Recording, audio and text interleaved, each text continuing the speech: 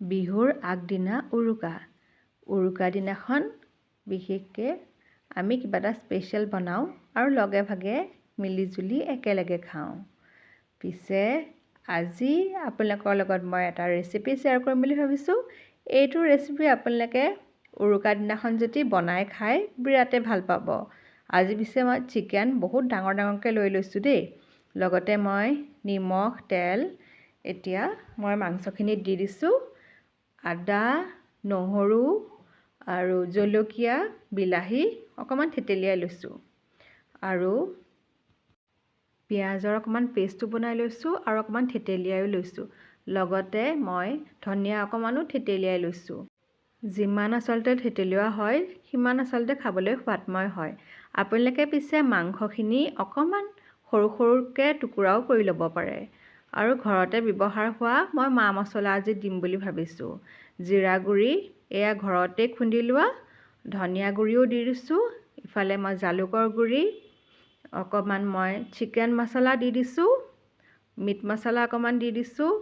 এই গোটেইখিনি একেলগে মই সানি ল'ম। আপোনালোকে সাধাৰণকৈও বনাব পাৰে আৰু যিহেতু অকণমান জ্বলা হ'লে খাবলৈ ভাল হয়, জলকীয়া যিমান পাৰে সিমান দিব। জালুকৰ গুড়ি অকণমানো মই ছটিয়াই দিছোঁ। আজি পিছে কি বনাবলৈ লৈছোঁ আপোনালোকে শেষলৈকে যদি ভিডিঅ'টো চাই থাকে তেতিয়া ধৰিব পাৰিব। কেতিয়াবা আচলতে সা-সলনিকৈ খায়ো বহুত ভাল লাগে। সেয়েহে উৰুকাৰ দিনাখন এনেকৈয়ে অকণমান ৰান্ধি খাবচোন।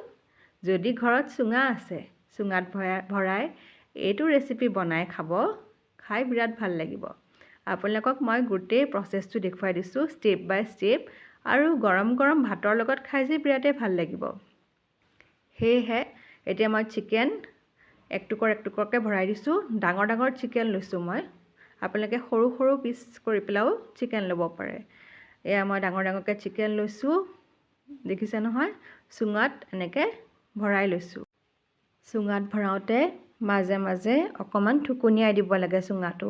তেতিয়া লাষ্টলৈকে মাংসখিনিও গুচি যায়, সকলোখিনি গুচি যায়। ঠুকুনিয়াই নিদিলে আচলতে ভৰাবলৈও কঠিন হয়, সেইকাৰণে মাজে মাজে ঠুকুনিয়াই দিব লাগে। আপোনালোকে এনেকৈ কেতিয়াবা বনাই খাইছেনে? যদি বনাই খোৱা নাই খাই চাব, খাই বহুত ভাল পাব। আৰু এতিয়া কলপাত এখনে মই এনেকৈ মুকুতা মাৰি পেলাই ভৰাই দিছোঁ। মুখৰখিনি বন্ধ কৰি দিছোঁ। আৰু যিহেতু জুই জ্বলোৱা হৈছেই, গতিকে মাঘ বুলি ক'লে আচলতে খোৱাৰে আমেজ। ভোগালী বিহুত ভোগ কৰিব লাগে। আপোনালোকে কি কয় পিছে? এতিয়া মই চুঙাকেইটা এনেকৈ দি দিছোঁ আৰু মাজে মাজে বিশেষকৈ ঘূৰাই থাকিব লাগিব। সময় আচলতে যিহেতু মই মাংসখিনি ডাঙৰ পিচ লৈ লৈছিলোঁ, সেইকাৰণে 45 মিনিটমান লাগিছে। আপোনালোকৰ আধা ঘণ্টাও লাগিব পাৰে। আচলতে মাংসটো সিজাৰ ওপৰত নিৰ্ভৰ কৰে।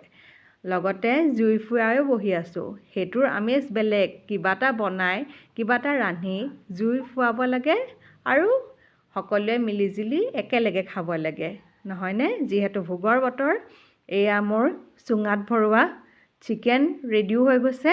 কলপাতত এনেকৈ দি দিছোঁ। ৰেচিপিবিলাক যদি মোৰ ভাল লাগিছে কমেণ্ট ছেকশ্যনত জনাবলৈ নাপাহৰিব। সদায় নতুন নতুন ৰেচিপিজ, নতুন নতুন ভিডিঅ'জ আপোনালোকৰ ওচৰলৈ আহি থাকিব। আপোনালোকে ইমান ছাপোৰ্ট কৰিছে, অশেষ ধন্যবাদ জ্ঞাপন কৰিছোঁ।